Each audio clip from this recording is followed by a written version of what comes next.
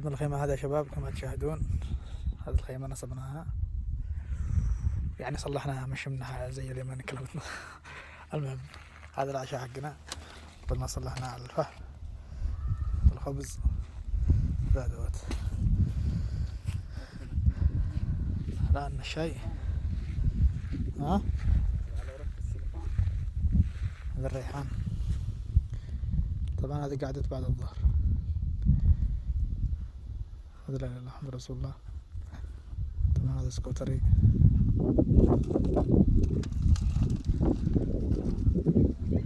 هذه قاعدة بدنا. هذه المزرعة اللي احنا نشتغل فيها انا واخ المصري. هذا الوحش طبعا، وهذا رمان هناك، وهذا جهالي. خلاص كل شيء جاهز. حياك انت الشيخ ابن الشيخ. هلا والله بمصر والصعيد وكلهم فوق راسي ان شاء الله. حياك حبيبي. حالكم يا اهل اليمن؟ والله طيبين ان شاء الله. هذا خيمتنا.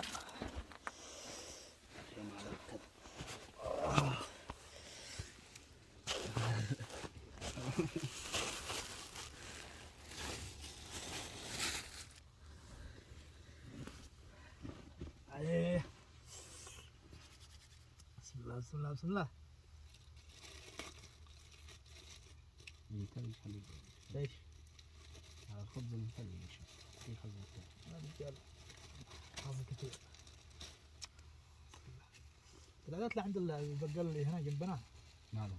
ما لقيت عنده خبز. كنت بجوع والله. أنا جاي لكن رحت يجيب الأكل أول كان تروح تجيب. رحت مستعمل. أنا شجعت أنا قلت له.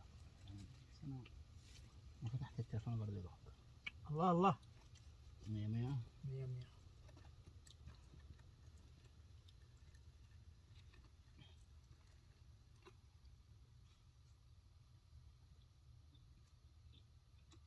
أخذ بالك 100 100.